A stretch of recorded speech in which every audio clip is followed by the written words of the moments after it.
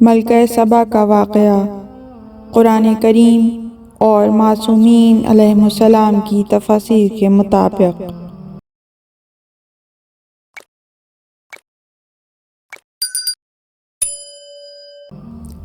ملکہ سبا ایک خاص حاکم عورت ہے کہ جو خاص طاقت و توانائی کے ساتھ کہ جس کے بارے میں قرآن میں ذکر ہوا ہے۔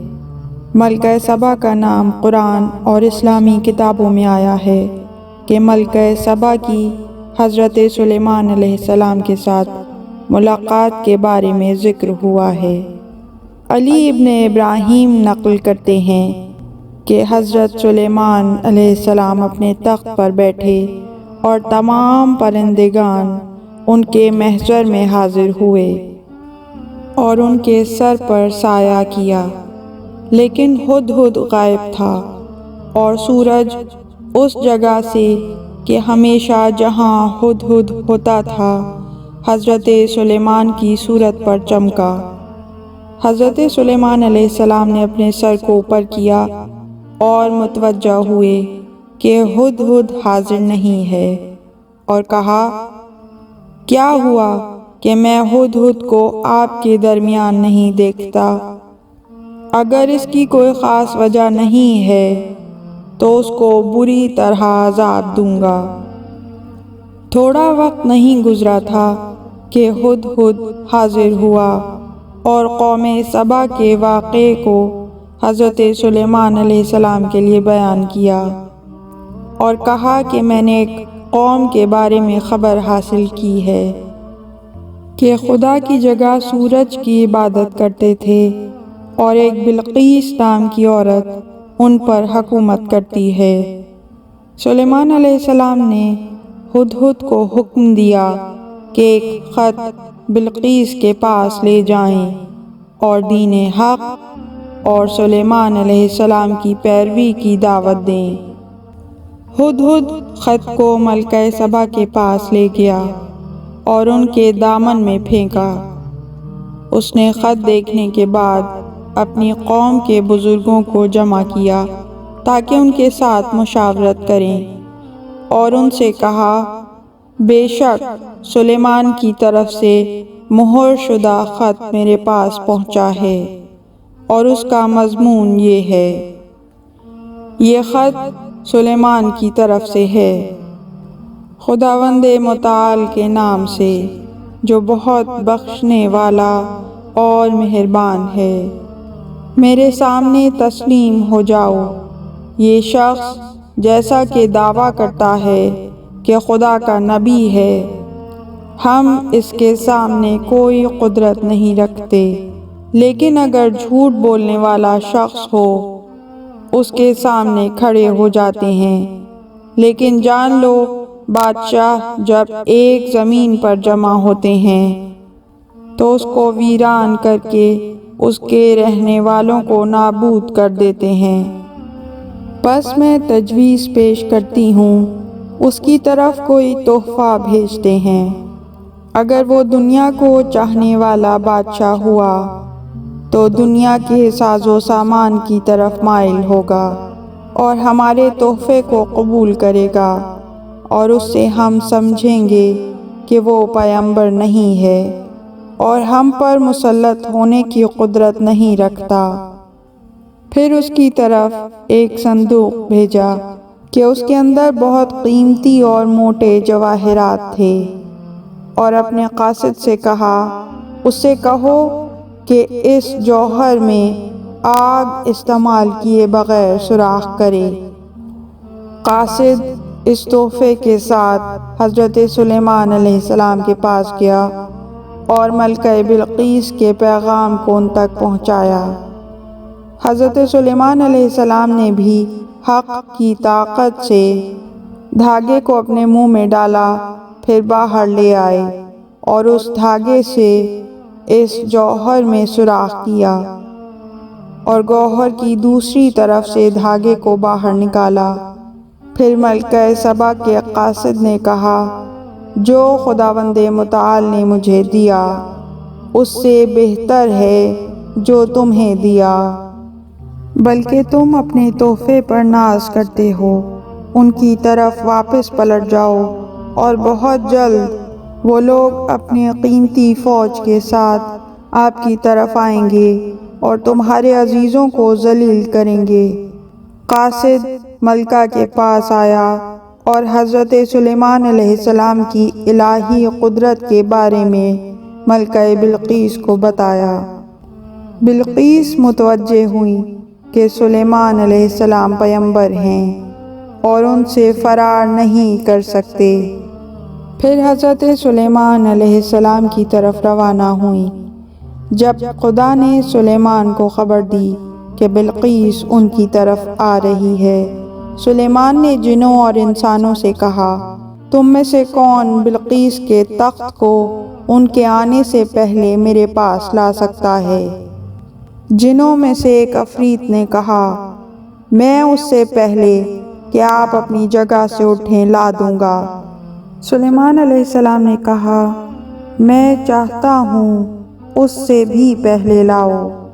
آصف بن برقیہ نے کہا، میں اس سے پہلے کہ آپ اپنی آنکھوں کو بند کر کے دوبارہ کھولیں آپ کے لیے لے آؤں گا۔ پھر خداوند عالم کو اس کے اسم اعظم کے ساتھ پکارا اور اچانک بلقیس کا تخت سلیمان علیہ السلام کے تخت کے نزدیک ظاہر ہو گیا۔ حضرت سلیمان علیہ السلام نے کہا، اس کے تخت کو تبدیل کرو تاکہ دیکھوں اس کو پہچان سکتی ہے یا نہیں۔ جب بلقیس آئیں، سلیمان علیہ السلام نے اس سے پوچھا، کیا یہ تمہارا تخت ہے؟ بلقیس نے کہا، میرے خیال میں وہی ہے۔ پھر سلیمان نے حکم دیا، شیشے کا محل بنائیں اور اس کو پانی کے اوپر قرار دیں۔ پھر بلقیس سے کہا، داخل ہو جائیں۔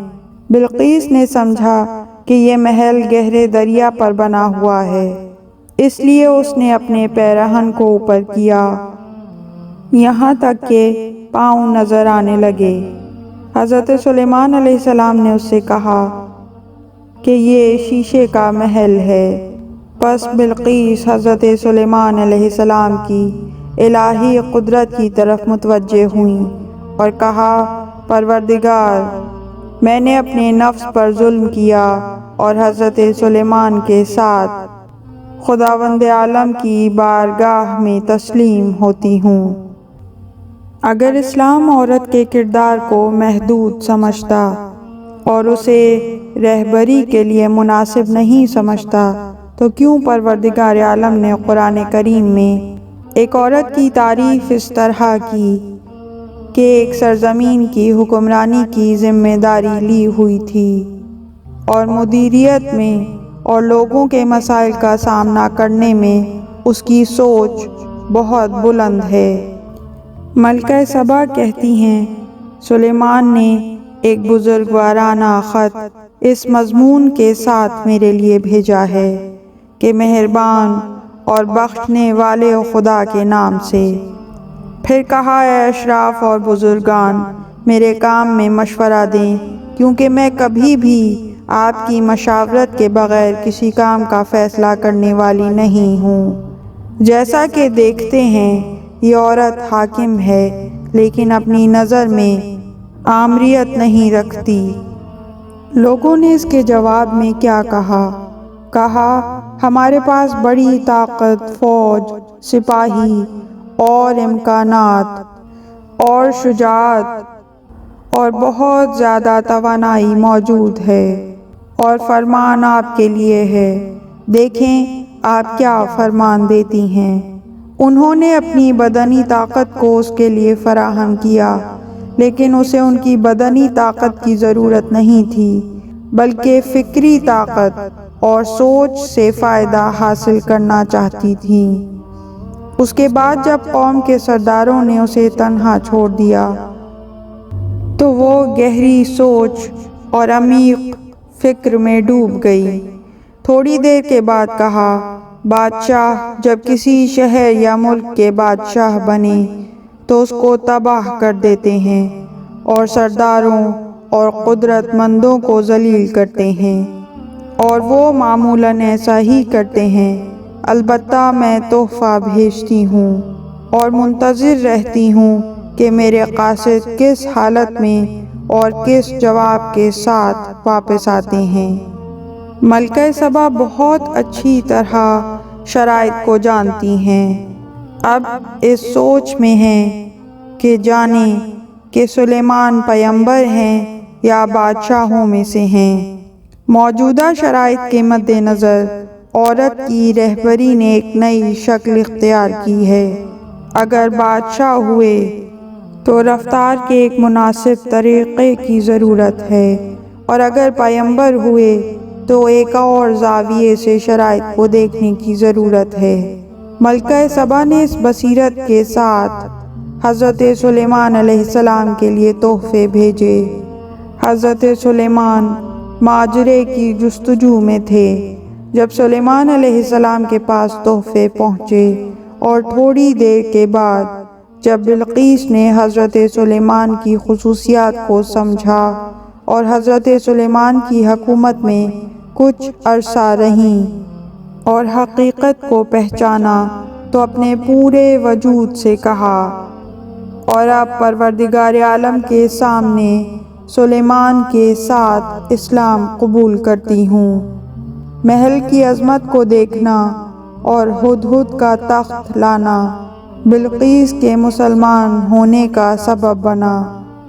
قرآن نے اس واقعے کے ذریعے اپنے دل میں ایک خوبصورت مفہوم کو جگہ دی ہے، اور وہ یہ ہے کہ عورت بھی مرد کے ساتھ چل سکتی ہے اور قوم کی رہبری کو ہاتھ میں لے سکتی ہے۔ البتہ ہم یہاں یقینی حکم کو بیان نہیں کر سکتے، بلکہ اس مسئلے کے لیے ایک وسیع تحقیق کی ضرورت ہے اور زیادہ مہارت چاہیے۔ اس مسئلے پر توجہ کرنی چاہیے کہ عورت کا فرمان باقی نظریات کے ساتھ جمع ہوتا ہے، اور عاقل عورت آمریت کے ساتھ نہیں بلکہ عقل اور بلند فکر کے ساتھ فیصلے کرتی ہے۔ اب اس کو سمجھنے کے بعد کیا دین اسلام ان موجودہ شرائط میں عورت کی رہبری کے مخالف ہے؟ اس روح سے قرآن ہمیں یہ عقیدہ دیتا ہے کہ عورت بھی مرد کی طرح سیاسی اور اسلامی معاشرے میں مشخص مقام رکھتی ہے، لیکن اس کی جزیات مرد کی نسبت مختلف ہیں، اور مرد کی جزیات عورت کی نسبت مختلف ہیں۔